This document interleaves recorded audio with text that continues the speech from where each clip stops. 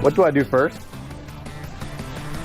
You've already combined the base ingredients, so now grate the pear and gently combine it with the base sauce. All right, I think the Wi-Fi might be messed up. Oh, damn. The engineer is in trouble. I felt bad for that guy. Why would your first demo fail? Hello, biters, and welcome to today's episode of Tech Bites. My name is Faustina, and with me is David. Hello, Faustina. It's great to be back here again. Yeah, very great. Let's get into it. So today we'll be discussing on the latest news happening in the tech space.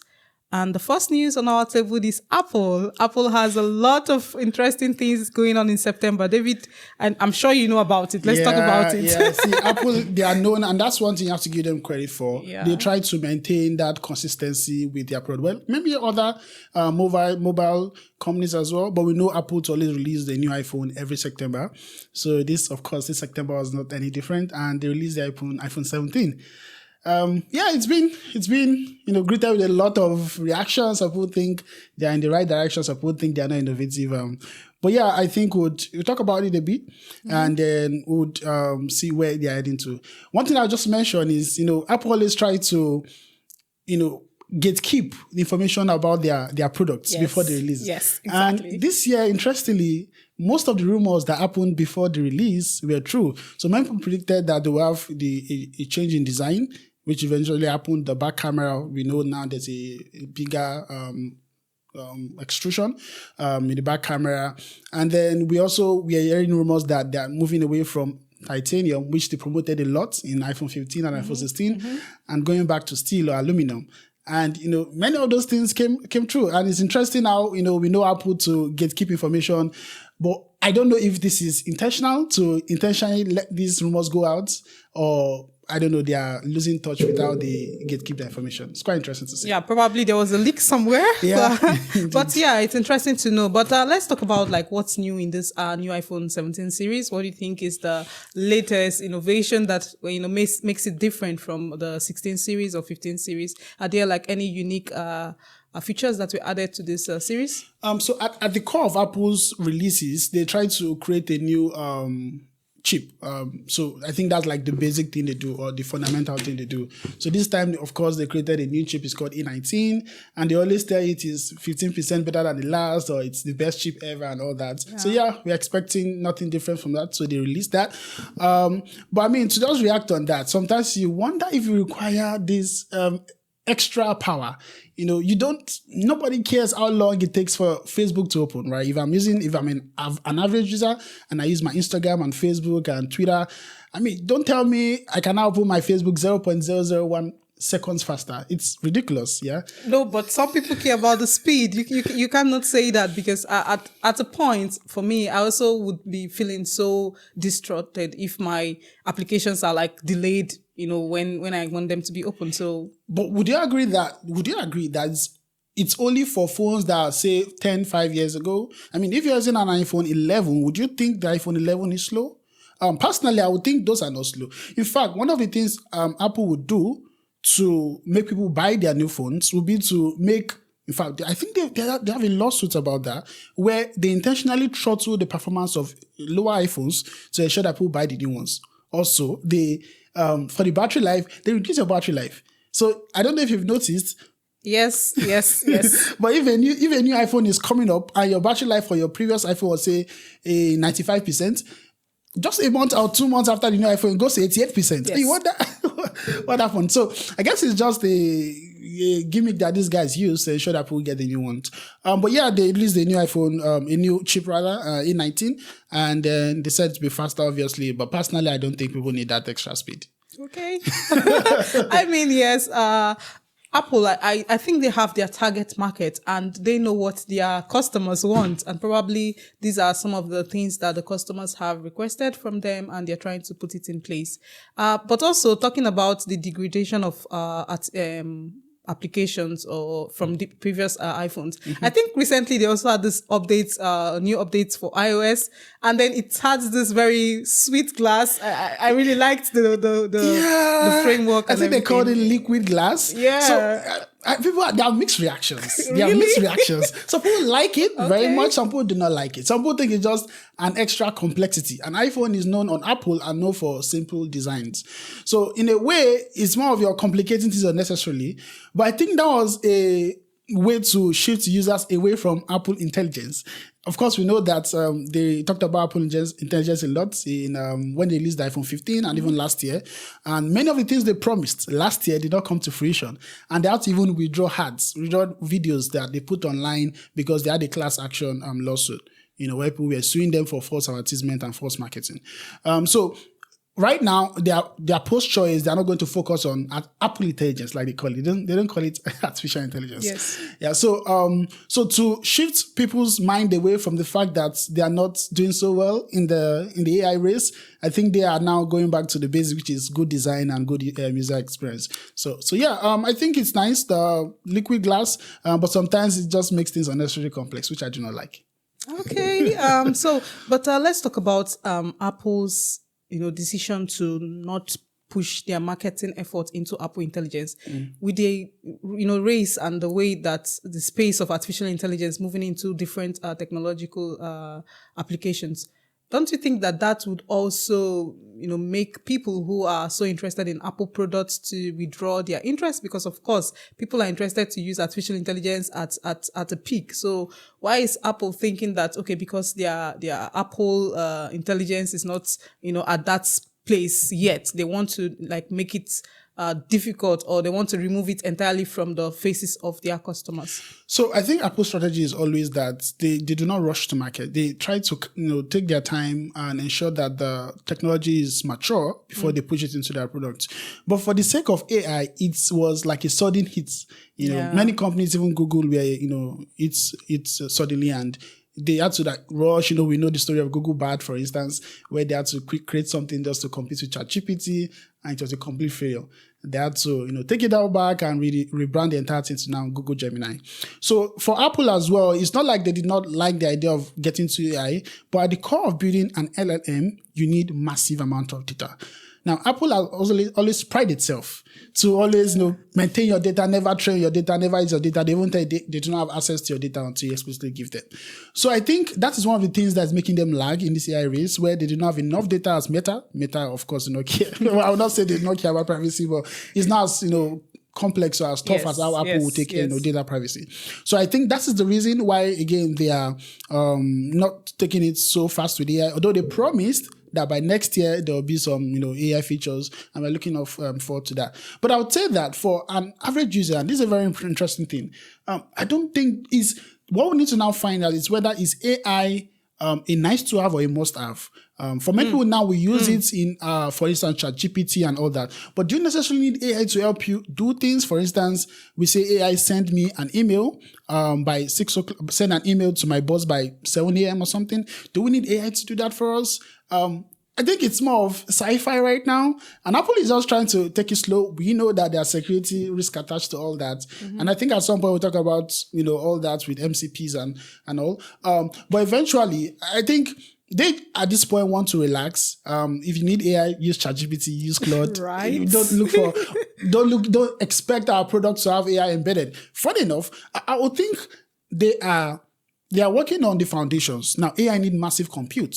And one of the things, ChatGPT and all these guys do is they require NVIDIA to give them that compute. Now, Apple are building all their iPhones to have that massive compute. And so even when they now get the AI up and running, you can run AI locally. You don't need to send your data to an online server, which can cause data security problems. So I guess the idea again is to ensure that their chips are very good and it's powerful enough to run AI locally. When it eventually comes on board, I guess it will take everybody by storm. Okay, so let's go into the smartphone innovation, because right now we see the space at which Apple is at the moment. And looking back at how BlackBerry came and how, Apple swept away the smartphone market. Yeah. Do you think that in terms of competitions, because now we have like the Google Gemini, and then we have Samsung phones, bringing more features that can make people interact with their phones more often. Do you think that limits their market strategy in terms of meeting up with their competitors or catching up? Yeah, so people compare, what's going on with Apple with what Apple did to BlackBerry. But I think it's a bit difficult for Apple to be, how will I put it, for them to outpace Apple in terms of market share for mobile phones. First off, because Apple they have what they call an ecosystem. I know a lot of people know about this, but the Apple ecosystem is very strong, such that it's difficult for people to move. Even if I want to, for instance, move to an Android phone, I have to start thinking of my MacBook, I have to start thinking of my Apple Watch, start thinking of my iCloud devices, because we save all these things on iCloud, for instance. And just the idea of wanting to move all the stuff you've saved on iCloud to maybe Google Drive is a pain already. So many people would think, is it worth it? So just to give you a backdrop on what happened with BlackBerry and Apple, I think in the early 2000s, when it comes to mobile phone, it was just BlackBerry. They were the champion. And when Apple released the iPhone, I think in 2007, these guys are a joke, right? Because they had keypads, and Apple was just a blank screen. And they were like, nah, this cannot happen. But unfortunately, the market was shifting towards, the bigger screen, because there could be more applications to be done. People can, do more stuff with the screen. And I think for BlackBerry, they didn't really react to the market. They were slow to react to what the market needed. One other thing that Apple did, I think the following year after releasing the iPhone, was the Apple Store. And that allowed external developers, third-party developers to develop applications. So Apple developed, for instance, calendar, maybe their mail, camera, and all those native applications. But if I want to develop a specific application for a game, I can do it and put it on the Apple Store. So that was a very new thing. This was an innovation at the time. Yeah, and BlackBerry was still focusing on doing their thing closed source and ensuring that they can be the only one to send out applications. And because of that flexibility Apple gave, more people coming into the system, they had a lot more popularity. And then it was just a matter of time before BlackBerry, started now changing. When they eventually changed to a full screen system, it was not very good. Yeah, they rushed that production. I think it was BlackBerry Storm. And when I released it was clunky, it had bugs and all that, and it was terrible. Now, the second thing they had as a bragging rights was BlackBerry Messenger. I don't know if you remember. BBM. The pink. So, it was a bragging right for them. And when they realized that they needed to also make their programs a bit more open to the entire, developing community. They had to I think put it in, they allowed Android phones now, be able to use BBM.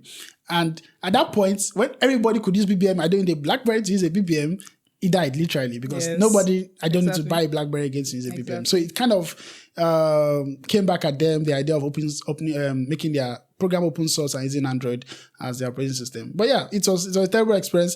I think now again, Apple are doing, so they may be slow like BlackBerry, but like I said, they have some guardrails, one of which is the ecosystem, and they have multiple streams of income. Not just the phone, they have MacBook, they have different gadgets, and they have online services that so generate income for them. So I think it's difficult for them to be maneuvered. I totally agree with what you've said, and that's why I have this question about the innovation of Apple. Do you think this year Apple was really very innovative with their updates, with the new developments like the series and all of that?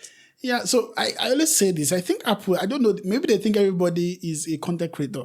You were mentioning that maybe that's what their consumers wanted, and that's what they give them. I think they're really focused on these content creators who use these products for their videos and all of that, video making. Yes. But we also have people who are not content creators, so exactly. What do those people want? I don't know. I mean, it's really because they focus so much on, for instance, camera. Yes. And my camera is good enough. An iPhone 11 camera is good enough.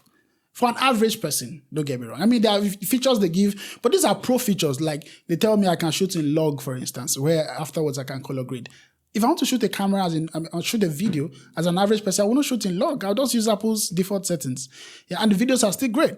So I think they have incremental changes, which is nice, but I don't think it's critical for people to upgrade. And that's why I think there's other methods to just, cajole you to upgrade. I personally think if you have anything above, for instance, 15 series, personally, there's no need to upgrade. And I don't know. Yeah. They have other nice features, for instance, improved battery life in the Pro.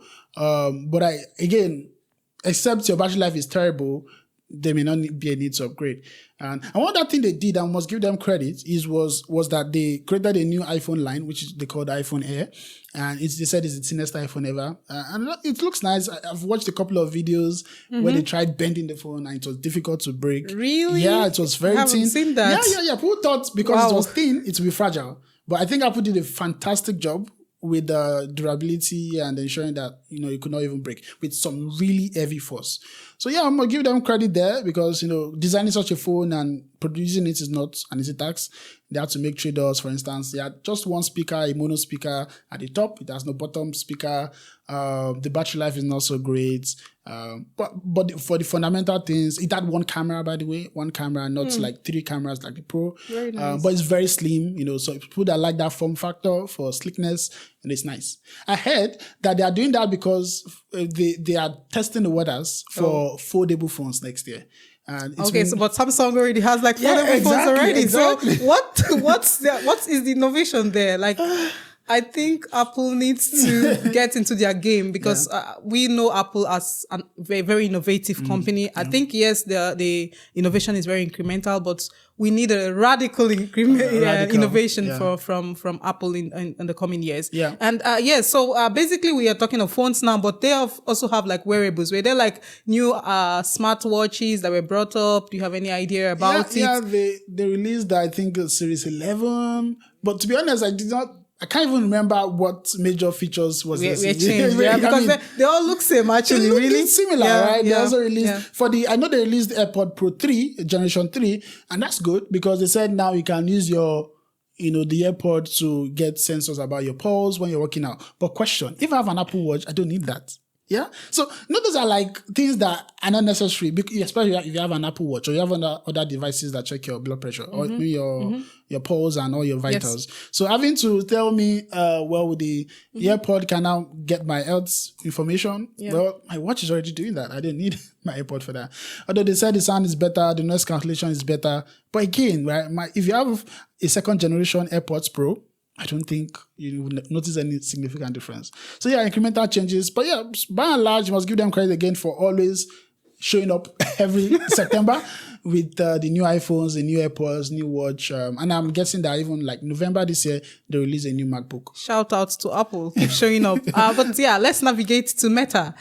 Recently, Meta had this wearables also. They had the Ray-Ban Meta glasses, and they had this show of demo about the glasses. And let's talk about it. What do you think about the wearables? Like having these wearables, have these neurological connections with you. What do you think about it? So Meta has always been big on, I think, when everybody was rushing AI, or even before the AI became mainstream, Meta was big on VR and AR, right? They wanted these artificial virtual reality and augmented reality. And while so they have been focused on it big time. Yeah, they felt that was the future. Now, when AI came on board, they realized that they have to find a nice way to match these things together. And I think one of the ways they're doing it is with these Ray-Ban glasses, where you don't have to wear a very big. One of the big Apple flaws was that flop product was that thing they had. What's it called now? That the big VR that was a flop. Yeah. So what Meta is coming to give you those things at cheaper rates. Yeah, and even. Like, for instance, the glasses. So these glasses, now you can, see things from the glasses, almost like a phone on its own, like an operating system on its own. And I think that's the future, right? Where you don't have to hold a physical tab, what we call a phone. You can just have your normal glasses and you get all the information you get as though you have a phone with you. So it's a nice thing they are doing. And the event was nice. We saw a very interesting video. Yes, let's get into that because I could remember seeing Zuckerberg having these glasses and then it had like this little glitch. Yeah. And I was like, oh, damn, the engineer is in trouble. Pause WhatsApp video call. There we go. Uh-oh.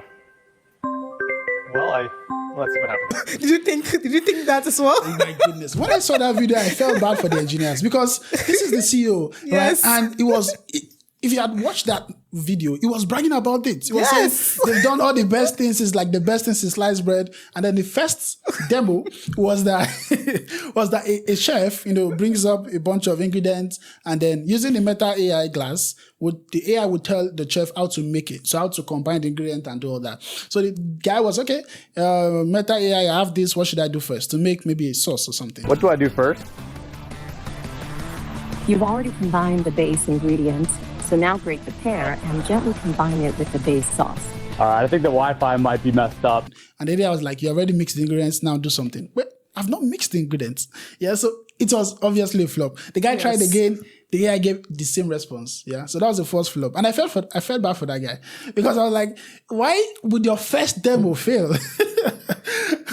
Right? And Mark was like, this is not even a prototype. This is what they were going to ship. Yeah. And so, you wonder, well, I know they have the time to fix it, but if it's the final product and it's failing on demo, well, there's a problem. But credit where credit is due, it's also a good thing because we know that, demoing AI live is one of the hardest things ever.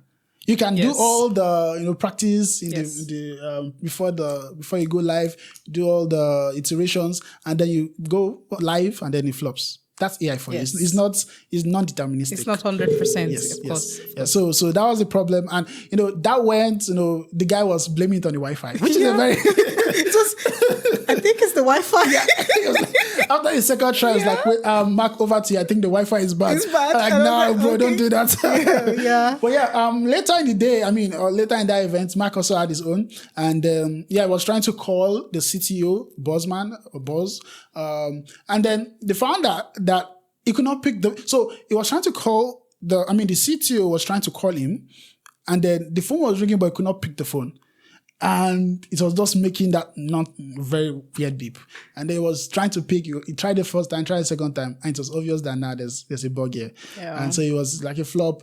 But again, I think apart from that, I think they are doing a good job. I think afterwards they released a post mortem saying the root cause of those problems. I think one was like there were too many Meta glasses in that place, so their server got overwhelmed, just like an internal DDoS attack where they got overwhelmed by their own devices. And then so that's what caused the glitch. I think for the other one they said it was a race condition where the phone sort of had slept, but the notification was still trying to come. So the notification was coming after the phone had slept internally. So it wasn't picking up the notification. Mark Zuckerberg couldn't pick the call. But sorry, just to butt in, what do you think about this in terms of the maturity of Meta, in terms of technological advancement? Do you think like this Ray-Ban Meta glasses is one step to super intelligence? Because that's where Zuckerberg in his last live video was really saying that this is what we are trying to promote. We're trying to move a lot of social activities into having this super intelligence on board. Do you think like the maturity of Meta, it's like there yet? Are they there yet in terms of tech maturity? I don't think they're there yet, but I'll tell you what, Meta is always they apply brute force in whatever they are doing. We know what they do with poaching as well, getting talent. I think I heard, for instance, that they were trying to poach OpenAI developers for millions of dollars, literally. And Meta, Mark Zuckerberg, they can be very brutal when it comes to development. So exactly. I think they're not there, but I guess they will be there. And I think this idea of glasses is also a good thing because with phones, it's like an extra device, is an inconvenience, I'll put it that way. But if you wear a glass, it's part of your style, it's part of fashion. But that glass can be, can be your eyes, and that's the beauty. We don't have our eyes. Imagine that glass can be your eyes. You don't have to do so much. You have to do so much. We know a very nice application of the glass in Nigeria where, if police stops you and you want to record the conversation. Yes, I agree with that example. But there is something, I think I saw some content creators who are already using these glasses, but when you hit record, it actually blinks. So basically it tells someone that you're recording. So there is this less privacy in terms of, so I think it's something that Meta can actually improve on, like not having that light continuously blinking, because then I know, okay, are you recording me or you're recording yourself? That's also some privacy breach. Yeah, but I think it was an intentional effort. Again, because you mentioned privacy, they want to ensure that you don't record me without my consent, or at least I would know when you're recording me. So it's just a way of ensuring that you don't get slammed by lawsuits, when people use that device to record people without consent. Okay, so once I see the you blink, know I that say, you're being recorded, okay, and then you okay. can, I think sometimes when it comes to recording, it's a bit tricky. Some people will tell you once you're in a public space, you're prone to being recorded. But I think there's also a limit to what you can do. I can't step in front of you and say I'm recording you because you're in a public space, right? But if I were, say, recording my environment and you're within the frame, you should not come and meet me and tell me I should stop recording. I'm recording the environment. If you don't want to be here, leave. This is a public space.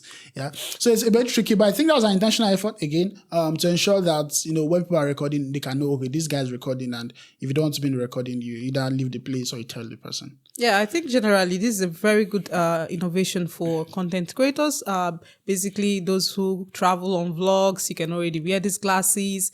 But I have a question about these glasses because not everybody likes to wear glasses. Do you think there will be is this a separate niche? Is there people who this is targeted for? I understand content creators are one of them, but is this Meta AR glasses something we can use in our daily lives? Do you think so? I think that's where they're driving at. So if you ask, for instance, these glasses the glasses that they released recently, they have what they call a neural band. And so I don't need to touch anything. I have just to use gestures.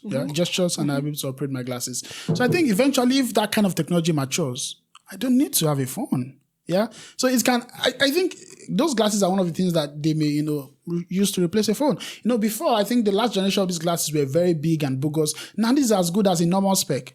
And that's why they use, Ray-Ban. Ray-Ban is a top player when it comes to glasses. So instead of them focusing on the glass technology or how to make the glass nice and beautiful, they focus on the tech. Yeah. And you said not a lot of people like to wear glasses. Well, it depends. I mean, glasses are just they're an extra accessory when it comes to fashion. And then all I need to do is get a nice glass that has a nice frame that fits my face structure, and it's good. So again, there's a Ray-Ban to create as many designs as possible while they focus on the tech and put inside the Ray-Ban glasses. So I think eventually this can mature and even replace a phone, to be honest. Yeah, and also that's even what I want to wrap this segment with. When we talk about AI first ecosystems, do you think the events happening from Apple and from Meta would push us into this AI first ecosystems rather than just having our devices, having our phones? But again, also let's go back to maybe our sight. Does it affect? Do you think it's something that maybe doctors or people who deal with the eyes can come out to say that these things would really affect the eyes? Because already we have our phones with the brightness and everything. Having this directly to your lens, what do you think about it? Yeah, that's a good thing you raised there. To be honest, I do not know. I've not used it, so I don't know how bright it is, for your eyes. But yeah, obviously, all these techs have their downsides. They'll emit some extra lights. Like you said, there'll be a lot of light in your eyes if they do not have a way of cautioning it. But I definitely believe that Meta will have some health guys in their team, to give them the health precautions of these things they are doing. But yeah, see, tech has its downsides as well as its upsides. So you decide the trade-off you want. Do you like the convenience and sacrifice your eyes, or you love your eyes so much and you're going to ditch it? Yeah. So I think it's going to be a trade-off. But yeah, there could be some downsides to having that amount of lights entering your eyes directly. Yeah, talking about upsides and downsides. Just recently as well, Claude came up with some reports that they had 3 infrastructural bugs within their model. So basically, the Claude model response was degraded, and the response quality was really low. Do you want to talk about it? Probably. Yeah. So when I saw that news, it struck me a bit because I had to read it, and then first of all, we have to give props again to Claude for being open enough to tell us that their model had some glitches and there were some bugs and they had to fix. But reading through the reports, they said it was a bit bad that it affects 0.8% of their responses. Yes. Now, that looks like a small number, but I assure you that Claude has not less than maybe millions of responses in a day. So 0.8% is at least, we are talking about 80,000 responses, maybe. That's if they even had 1 million in a response in a day.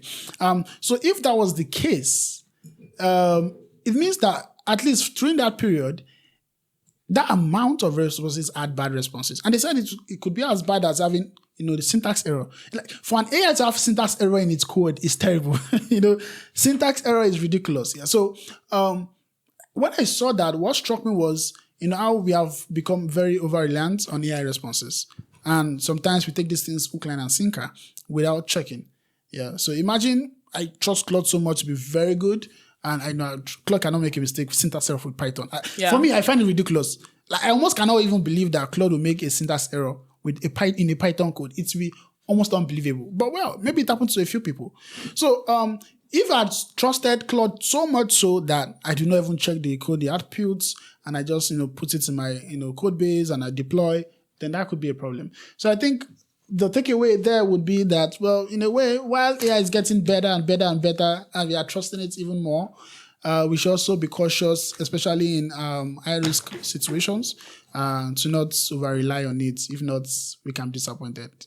Yeah, so let's just talk about maybe one of the issues. They had this output corruption where they said that the runtime performance optimization was occasionally assigned a high probability to tokens that should rarely be produced given the context. Yeah. So, for example, they say that in Thai or Chinese characters in response to English prompts or producing obvious syntax in error, a small subset of users that ask the question in English might have seen Thai language rather than English language. So that's really a very big problem. It is.